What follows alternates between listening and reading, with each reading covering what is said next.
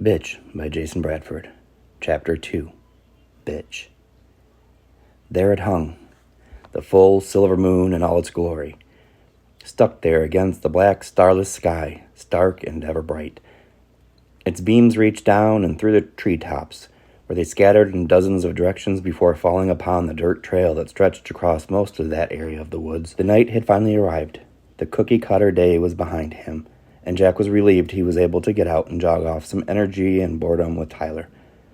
He looked forward to the company, and the thought of the bright red 6 a.m. screaming silently from his alarm clock was nowhere in Jack's thoughts. That felt good. Behind a large pine, shrouded and made invisible by thick branches layered in harsh pine needles, the beast watched silently. A large claw-like hand bearing long, monstrous fingers tipped in black razor talons gently pulled the pine branch back so it could see its target better, the two unsuspecting men that were jogging upon the trail. The beast, a werewolf, had eyes that shone bright, emerald green. It snarled silently, and its yellow, jagged canines dripped with saliva. It waited patiently for the right moment. Jack carried his cell phone loosely in his grip. The small screen released a bright digital light that painted his face in a bath of blue. He stopped his slow jogging, pushed a couple of buttons on his phone, and presented it to Tyler. Tyler stopped and looked at the cell phone in Jack's hand. He was Jack's age, Caucasian with dark, almost black hair. He had a patch of gray on his left temple. He was short and a little overweight, and was what many considered attractive. A video displayed on Jack's phone, and on the screen appeared Ginger, a woman in her mid-20s with paste-white skin and fire-engine red hair. Black streaks of makeup stretched down her face as tears flowed. Check this out. Jack hit play, and the audio assaulted the surrounding area. She sent this to me earlier today. Playing on the phone, Jack and Tyler hunched over, watching Ginger's video. So, yeah, I know you think that you're better without me, but I've decided to give you another chance. Regardless, Ginger hammered on. One more last chance. I mean, look what you do to me, and my makeup. I'm a mess because of you. This shit isn't cheap, Jack, you know? I'm not going to waste any more tears. We've had way too many good times to just agree to end it like this. Jack stopped the video and walked slowly. Tyler kept pace with him. Jack spoke. She's gotten worse, if that's possible. A few weeks back, she yelled at me because I didn't offer to let her enter the house first. My arms were full of grocery bags, but I still stepped aside and let her go in before me. She slammed the door right in my face. I dropped every bag of groceries and just stood there dumbfounded. I couldn't believe she did that. Like an idiot, Tyler didn't know what to say. He chuckled and he kicked at a small fallen branch on the path that they walked upon. It only got worse from there, Jack said. Remember that terrible rainstorm we had a few weeks back? Yeah, Tyler answered. I had to run to the coffee shop just before the rain started to get her a frozen coffee concoction, Jack explained. And by the time I came out, the rain was in full force. I ran as fast as I could to get to the car. She had me locked out. She could tell by the color of the coffee that it wasn't right. And she sat there in the car pouting and refused to let me in until I went back and got her order right. Who the fuck does that? Ginger does that.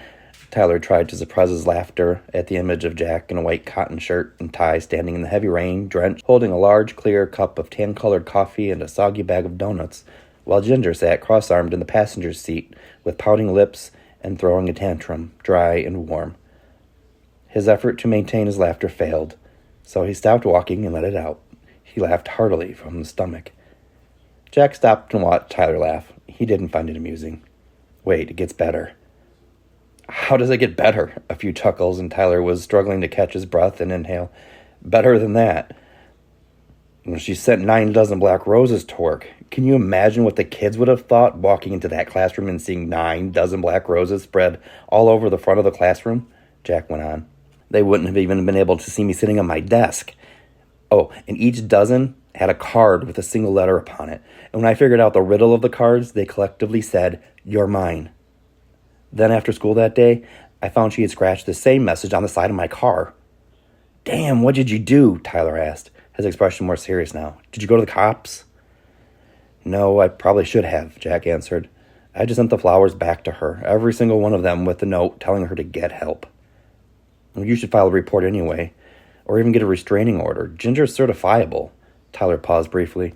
Besides, she'd look better in cuffs. Tyler winked at Jack and resumed their leisurely jogging pace. She's transferring out of state with a new job in a couple weeks anyhow. Jack stayed beside Tyler, keeping pace, and she'll be gone for good then. Well, damn, I feel kind of bad leaving you during these 2 weeks to fly to Barcelona for my stepmother's funeral. Tyler glanced at his watch. It's almost 9 o'clock. We should get back soon so I can start packing. My flight leaves early.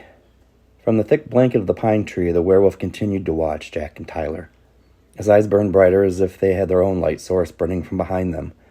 Its silent snarl escalated to a low growl full of bass. It was barely audible at first, but quickly evolved into a menacing, low howl that filled the deep woods around them.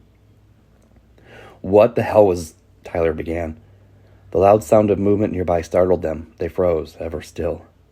A bat darted from the darkness and flew in a dizzying line.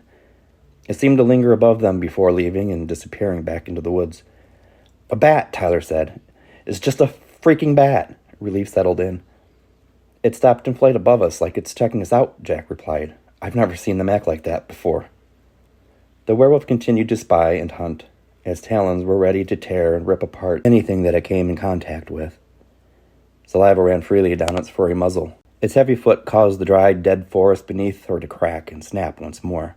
The werewolf growled deep. The sound carried the promise of demise to the two men only feet away. "A wolf? A bear?" Tyler stated as his voice quivered with nervousness. "Let's get out of here." Tyler ran as fast as his legs would carry him, assuming Jack was beside him in movement and in the instinctual feeling of dread and the need for flight. Jack was indeed close behind Tyler and closing the gap. He caught up to his friend. The moonlight slivered through the boughs of the trees. It seemed to the two men to have grown brighter, a spotlight, shining down upon them both with the intent of showing them off to whatever beastly animal had made that horrifying sound. They stood center stage of the forest, the moon like house lights, blasting down upon them for the audience to see their every move. Tyler abruptly stopped dead in his tracks and reached out to grab Jack's wrist. Jack stopped and looked at him dumbfounded. "Let's get off this trail." Tyler, short on breath, was frank with his words. "We're an easy target. We need to go back the way we came." Another howl filled the forest, louder, more intense than before, closer. The two men bolted off the path into the brush beyond the length of the trail, where they wouldn't be center stage. They changed their direction just as Tyler had suggested. They ran harder than either of them could recall ever running in their lives. They ran to stay alive. They instinctively knew that they were being hunted by something. Moments that seemed like hours stretched behind them. Their feet pounded the forest floor, their hearts pounded in their chests. Tyler slowed to a stop, his hand holding tight to his right side. His breathing became a struggle. He couldn't form a sentence. "I think it's gone." Jack's breath was also labored. He stood hunched over slightly with his hands planted firmly above his knees. He shook his head in an agreeable fashion. "I think we're okay now. Let's give ourselves a few minutes to catch our breath. We're close to my house." Jack was fit enough to head back home now, but he knew his friend was in desperate need to rest briefly. "Just a few minutes." Tyler, between breaths that were finally filling his lungs, said, "I'm okay." Before he could finish his sentence, Tyler was on the ground with 400 pounds of canine muscle, fur, claws, and teeth upon him. Saliva dripped from the werewolf's mouth and landed on Tyler's face. The beast slowly lowered its face closer to Tyler's. Closer. Jack watched, frozen in otherworldly horror, as the werewolf bit into Tyler and ripped a huge chunk of flesh from his shoulder.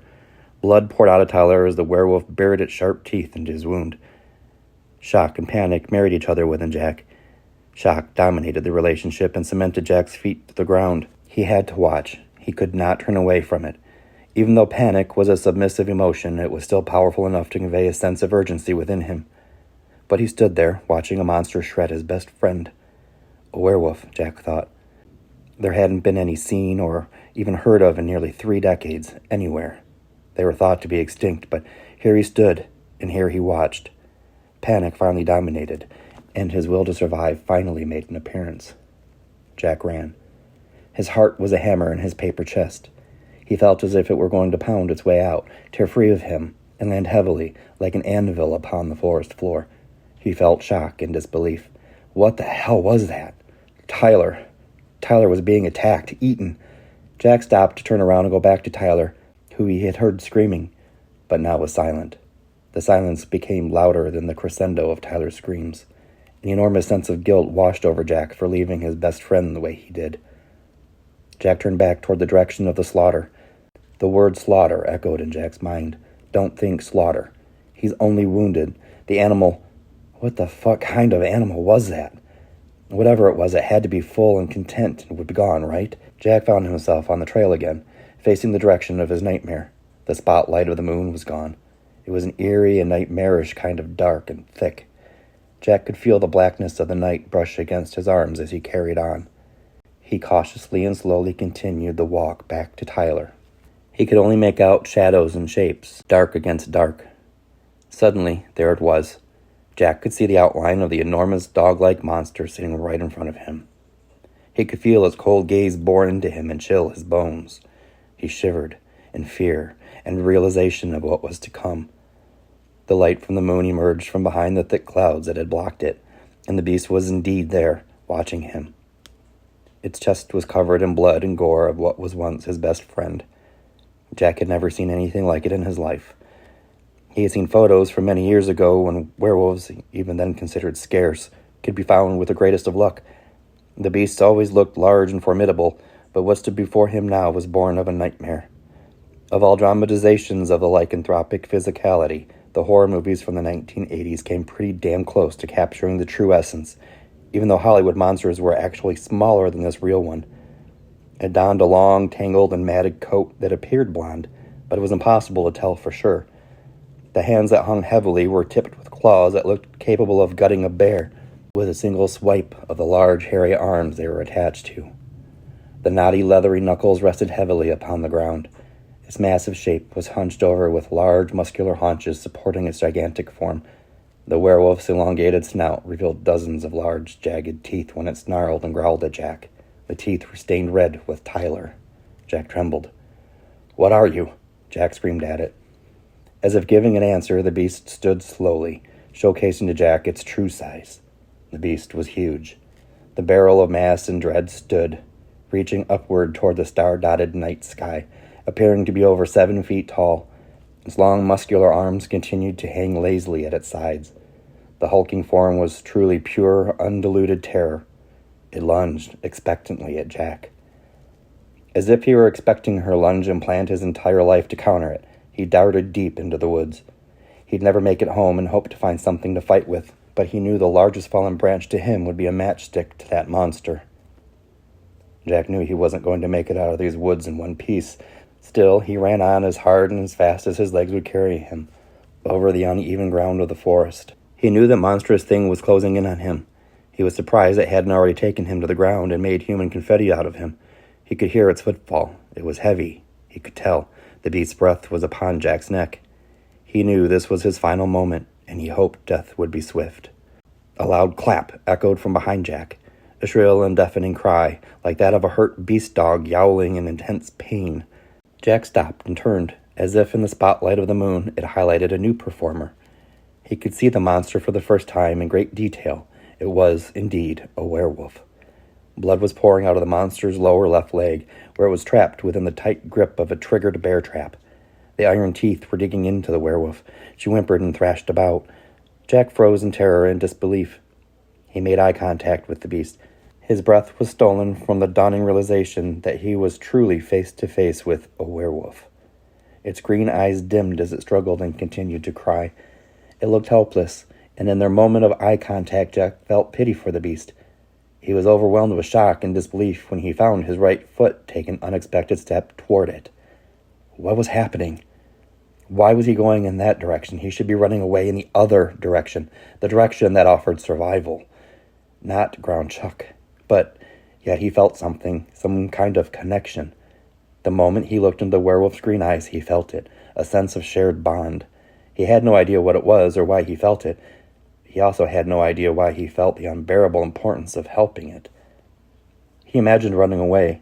Some hunter would find it and kill it and mount its head on a 1980s outdated paneled cabin wall and brag over beer about it.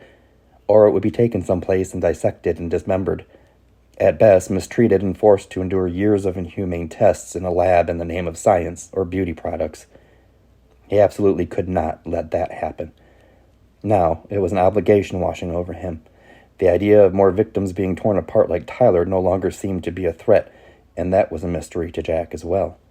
As he approached it slowly, their eye contact remained intact. The werewolf had stopped thrashing, and the crying had lessened, although not stopped entirely, as it continued to whimper. A moment later, Jack was face to face with it. They were both silent now. The emerald green eyes of the werewolf changed their focus to watch as Jack's hands tightly gripped the bear trap. With all his might, he strained against it. His body trembled and his veins popped from the side of his neck as a result of the effort Jack put into trying to pry the trap open. New beads of sweat appeared. Ever so slight, the trap opened enough for the teeth of the metal to leave the furry leg of the werewolf, and the werewolf slid its large canine foot from the confines of the bear trap. Jack stood there. Still, he closed his eyes and waited to be eaten. Why had he freed that thing? The attack didn't come. He opened his eyes. The werewolf stood there before him, not moving. Jack slowly and carefully, fully aware of the location and movement of the werewolf, made his way back to the trail. His heart was pounding fiercely. The threat of the hammer ripping through paper was there once again. He walked, half in shock, onward toward home, leaving Tyler behind forever.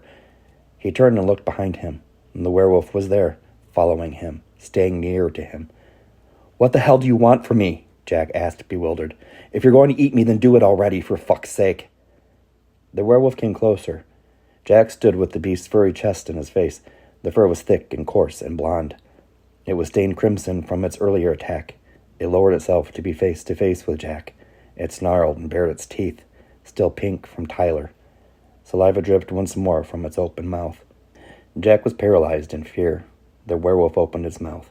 Jack knew this was finally the end for him. He closed his eyes tight, as better not to see what was coming.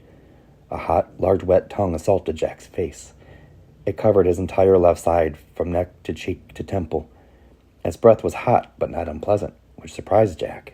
Drool dripped from Jack's face. He opened his eyes to find the werewolf sitting before him. Its tongue was dangling to the left as the werewolf was panting. It tilted its head before laying down on the ground in front of Jack. Jack stared down, dumbfounded, as the werewolf rolled over onto its back, bearing its stomach in submission to him. Its tongue still hanging from its mouth, the werewolf's tail wagged in excitement. Jack looked on. "Hey, girl," was all he could muster. Jack turned and continued his way on the path. The werewolf limped behind him, favoring her injured paw as it followed him home. "What the hell have I gotten myself into?" Jack wondered.